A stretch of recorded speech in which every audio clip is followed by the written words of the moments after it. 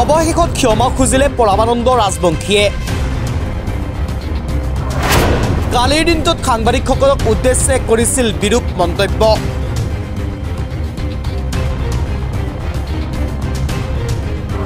পইচা পালে নিজৰ মাকক বিক্ৰী কৰে বুলি কৰিছিল বিৰূপ মন্তব্য বিধায়কগৰাকীয়ে।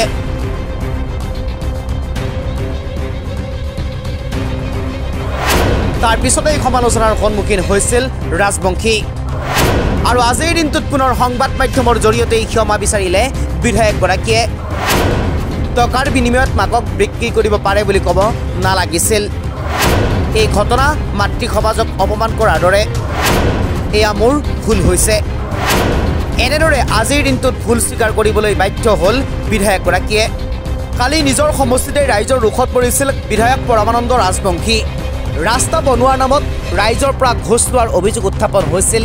প্ৰায় 4 লাখ টকাৰ এটা ৰাস্তাৰ কামৰ 30,000 টকা ঘোষ লোৱাৰ অভিযোগ উত্থাপন হৈছিল বিধায়কগৰাকীৰ লগতে ইঞ্জিনিয়াৰৰ বিৰুদ্ধে।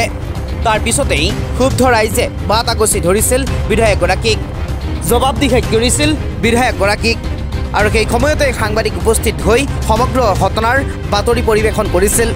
আৰু তাৰ পিছত সাংবাদিকক এক প্ৰকাৰ আক্ৰমণৰ লক্ষ্য কৰি লৈছিল বিধায়ক পৰমানন্দ ৰাজবংশীয়ে। আক্ৰমণৰ লক্ষ্য কৰি লৈ মাতৃ সমাজক এক প্ৰকাৰ অপমান কৰিছিল ৰাজবংশীয়ে।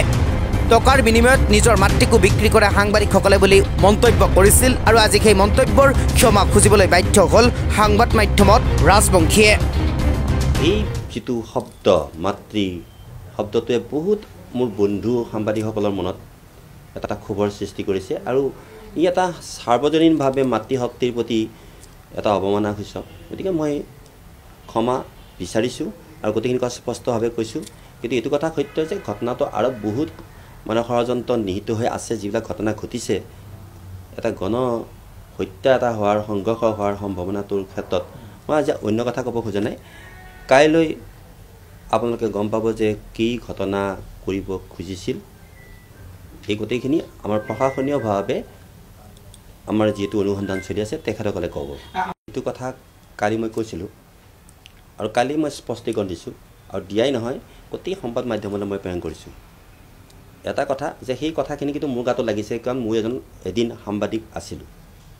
সেইকাৰণে মই কালি লগে লগেই এই যি 2-1 সাংবাদিক হিচাপে মই যিটো কথা ক'লোঁ যে মাতৃকো বিক্ৰী কৰিব পাৰে পইচাৰ লোভত, মই আজি একো নকওঁ, মাত্ৰ এটা কথা ক'ব খুজিছোঁ। সেই কথাখিনি কিন্তু মই ক'ব নালাগিছিল। কিন্তু ইয়াৰত বহু ধৰণৰ ক্ষোভ বেদনা আছে, যিবিলাক কথা মই নকওঁ। কিন্তু ক্ষোভ বেদনাতে মানুহে কেতিয়াবা ভুল কথা কৈ দিয়ে। মই আকৌ ক'লোঁ নহয়, মই অকণমান আগতে কৈছিলোঁ যে মই আছোঁ ঘটনাটো ঘটাৰ 3 ঘণ্টাৰ পিছত মই আছোঁ এনে এটা ঠাইত, যিঠাইত নেকি মই দেখিলোঁ টিভিত বাজি আছে এই পৰমানন্দ এইখন গাড়ীতে আছে। অথচ মই নাই, মই তেতিয়া ঘটনাস্থলীলৈ গৈ পেলাই গোটেই সমস্যাটো সমাধান কৰি মই এখন সভাত আছোঁ, যিখন সভা আমাৰ 400 বছৰীয়া বিদ্যাপীঠ সত্ৰৰ সভাত মই যোগদান কৰি তাৰ বহু সময়ৰ পিছতে মই আমাৰ স্থানীয় সাংবাদিকসকলৰ সৈতে মই মত বিনিময় কৰিছোঁ। গতিকে মোক আৰু সেইবিলাক কথা নক'ব, কাৰণ মই ভাবিছোঁ কি যে এই যে মই যে সংবাদ মাধ্যমত যিটো চলন্ত বিৱৰণী দি আছে মই তাত নায়েই, সেইখন গাড়ী মোৰ নহয়। এতিয়া আপোনালোকে নিজেই বিচাৰ কৰিব।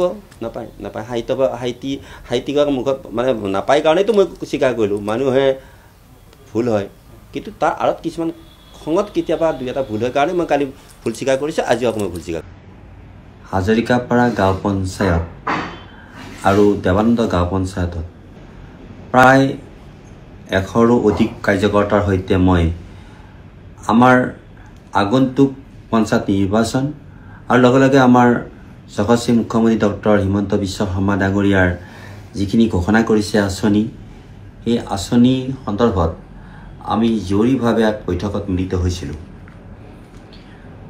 আৰু সেই বৈঠকত আমি আলোচনাখিনি কৰাৰ পাছতেই আমি আটাইবোৰ সতীৰ্থ আমাৰ নিকটৱৰ্তী আমাৰ যিখন ঐতিহ্যমণ্ডিত দেৱানন্দ সত্ৰ, সেই সত্ৰৰ 400 বছৰীয়া জয়ন্তী সম্পৰ্কে আলোচ কৰিবৰ কাৰণে আমি তালৈ যাত্ৰা কৰিছিলোঁ।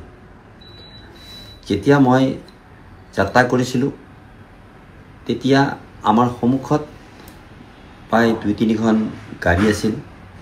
আৰু যাত্ৰা কৰাৰ সময়তে মই দেখিলোঁ যে যাত্ৰা কৰা গাড়ীবোৰ বন্ধ হৈ গৈছে। সন্মুখত কোনোবাই গণ্ডগোল কৰি আছে কিছু দূৰৈত। তেতিয়া মোৰ বন্ধুসকলে মোক কৈছিল কি যে আপুনি অলপ পিছত যাব, কোনোবা মদ খাই উদ্ভণ্ডালি কৰি আছে। হেন সময়তে আমাৰ 2-3 গৰাকী মহিলা আমাৰ আই মাতৃ মোৰ ওচৰলৈ আহিছিল। তেখেতসকলে ক'লে যে আমি আপোনাক লগ কৰিবলৈ আহিছিলোঁ, কিন্তু এই যিখন গেট কিছু ল'ৰাই বন্ধ কৰি পেলাই উৎপাত কৰি আছে। তেতিয়া তেওঁলোকে মোক ক'লে যে কিয় আপোনাক আহিছে? ক'লে আমি এনেকুৱা যে আপোনাৰ যে কৈছিলোঁ ৰাস্তাটো, সেই ৰাস্তাটো আমাৰ নহ'ল, আপুনি কৰি দিব লাগে, আপুনি এবাৰ গ'লে ভাল আছিল। বোলে ঠিক আছে ব'লক, কাৰণ আই মাতৃসকল যিহেতু আহিছে মই কিয় নাযাম। সেইবুলি মই তেওঁলোকৰ সৈতে সেই যিটো পথ তেওঁলোকে বন্ধ কৰা বুলি কৈছিল সেই পথেৰে মই খোজকাঢ়ি গুচি গ'লোঁ। মোৰ গাড়ী তেতিয়া বহুত পিছত আছে। তাৰপিছত মই আমাৰ সেই পথলৈ আহিলোঁ, ৰাইজৰ সৈতে কথা পাতিলোঁ। ৰাইজ কিয় উত্তেজিত হৈছে সেইখিনি কথা আমি সংবাদ মাধ্যমৰ জৰিয়তে নহয়, মই গোটেই মানুহখিনিৰ মুখত মই গম পালোঁ যে এই গোটেই ঘটনাটো 1-2জন ব্যক্তি বিশেষৰ আৰু ইয়াত এটা ৰাজনৈতিক ঘটনা সংযোজিত হৈ আছে কাৰণেই মই গোটেইখিনি কথা তৎমুহূৰ্ততে বুজি পাই মই মোৰ যি নিজৰ দায়িত্ব সেই দায়িত্ব পালন কৰি মই আমাৰ দেৱানন্দ সত্ৰৰ 400 বছৰীয়া জয়ন্তী উৎসৱত যি সাধাৰণ সভাত তাত মই অংশগ্ৰহণ কৰিলোঁ। সকলোবোৰ ঠিকে ঠাকে আছে। আনকি সাংবাদিক বন্ধু যিসকল চিপাঝাৰৰ সাংবাদিক বন্ধুসকলৰ সৈতেও মই কিছু সময়ৰ পিছতেই সভাখন শেষ হোৱাৰ পিছত মই তেখেতসকলৰ সৈতেও মই বাৰ্তালাপ কৰিলোঁ আৰু ঘটনাটো সম্পৰ্কে মই স্পষ্টীকৰণ দিলোঁ। কিন্তু তাৰপিছতেই বিভিন্ন মানুহে ফোন কৰি কৈছে যে আপোনাক কিবা অসুবিধা হৈছে নেকি, আপোনাক মই বন্ধ কৰি থৈছে নেকি? বোলো কথা, মইতো কোনোতো বন্ধ কৰা নাই, মইতো নিজেইতো গোটেই মানুহৰ আগত আহি পৰিস্থিতিখিনি মই নিজে পৰীক্ষা কৰি মই আহিলোঁ। গতিকে নাই এতিয়া চাওকচোন আপুনি তাতে বোলে গাড়ীত আছে, বোলে নাই মোৰ গাড়ীততো মোক কোনো আবদ্ধ কৰি ৰখা নাই, তেনেকুৱা কোনো ঘটনাটো ঘটা নাই। বৰঞ্চ মোৰ আই মাতৃসকলে কৈছে যে কিছু ল'ৰাই উদ্ভণ্ডালি কৰিছে মদ পানী খাই পেলাই, সেইকাৰণে মই আহিলোঁ। তাতেতো কৈ আছে যে আপুনি তাতে আবদ্ধ হৈ আছে, বোলে নাই মই আবদ্ধ হৈ থকা নাই, মইতো মিটিঙত আছোঁ, মিটিং কৰিতো মই ধুনীয়াকৈ আহি এতিয়া মই আকৌ আন এখন আমাৰ কেৱট সন্মিলনী সদ্য অসম কেৱট সন্মিলনীৰ মই যিখন মুকলি সভা, সেই যিখন সাংস্কৃতিক অনুষ্ঠান, সেই সাংস্কৃতিক অনুষ্ঠান মই উদ্বোধন কৰিব যাওঁ। এতিয়া মই বোলো বাদ দিয়ক, কি কৰিব আৰু আমাৰ সংবাদ মাধ্যমৰ কিছু মানুহৰ এনেকুৱাই, তেওঁলোকে এটা ভুল বাৰ্তা দিবৰ কাৰণে অহৰহ চেষ্টা কৰি থকাৰ কাৰণে কেতিয়াবা আমাৰ খং উঠে। আৰু সেইদিনাখনে সেই যিখিনি খং, যিখিনি মোৰ ক্ষোভ, খং আগৰ পৰাই মোৰ আছিলে। গতিকে মই আমাৰ সন্মানীয় মোৰ স্থানীয় সংবাদদাতাসকলক, যিসকলক নেকি মই ক'ব পাৰোঁ, সেইখিনিৰ সৈতে মই খঙৰ কোবতে মই কৈছিলোঁ যে আমাৰ আই মাতৃসকলক লৈ যিটো ঘটনা কালি ঘটিল আৰু যিটো ঘটনা নেকি গুৱাহাটীত আমাৰ সাংবাদিক বন্ধুসকলৰ এচামে যি ধৰণে তেওঁলোকে নিজৰ সংবাদ মাধ্যমটোক অকণমান মানে পইচাৰ লোভত এটা অসত্য কথা এটা সত্য কৰি পেলোৱাৰ কাৰণে প্ৰচেষ্টা কৰিলে, সেই সন্দৰ্ভতে মই ক'লোঁ যিহেতু আই মাতৃসকলৰ সৈতে এই ঘটনাটো সম্পৃক্ত। গতিকে মই দেখিছোঁ যে তেওঁলোকে কেতিয়াবা পইচাৰ লোভত, কাৰণ এই ঘটনাটোৰ লগত এজন সাংবাদিক আছে চিপাঝাৰৰ, যিজন সাংবাদিকে এই কৰ্মটোৰ ক্ষেত্ৰত গোটেইখিনিকে উৎসাহিত কৰিছে, তেওঁলোকক পঠিয়াই দিছে এটা সাংঘাতিক ঘটনা ঘটিছে, এনেকৈ তাৰমানে কি যে আমাৰ বিধায়কৰ ওপৰত আক্ৰমণ হৈছে। গতিকে এটা ঘটনা এটা সাজি দিলে যদি কোনো সাংবাদিক তালৈ যোৱা নাই, গতিকে স্বাভাৱিকতে তেখেতসকলে মোৰ প্ৰতিক্ৰিয়া যেতিয়া গম পাইছিল আৰু মই সেইকাৰণেই মোৰ গুৱাহাটীত যিটো সঁচা ঘটনা নকৈ পেলাই যিখিনি সাংবাদিক বন্ধুৱে অসত্য বাতৰি প্ৰচাৰ কৰিছে, এই প্ৰচাৰ কৰাৰ ক্ষেত্ৰত স্বাভাৱিকতে মোৰ ক্ষোভ হৈছিলে।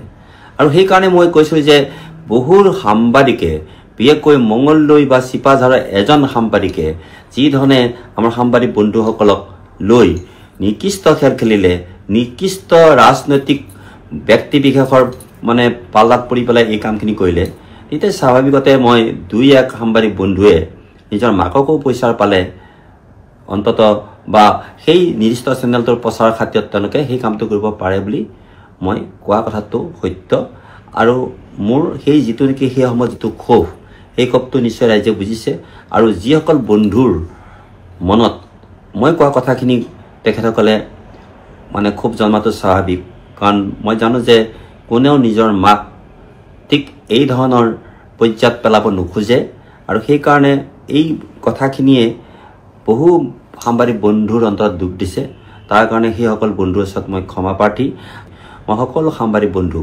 যিখিনি কথা কৈছোঁ সেই কথাখিনি যাতে তেখেতসকলে নিজকে নিজে ধৰি নাথাকি মোৰ যিটো আৱেগ আৰু মোৰ যিটো খং ক্ষোভ আকস্মিক সেই আকস্মিক ক্ষোভৰ কাৰণে মোৰ যি কথা মোৰ মুখৰ পৰা ওলাল তাৰ কাৰণে মই পুনৰ আটাইৰ ওচৰত ক্ষমা প্ৰাৰ্থী চিৰচনী মোৰ ভাষা জননী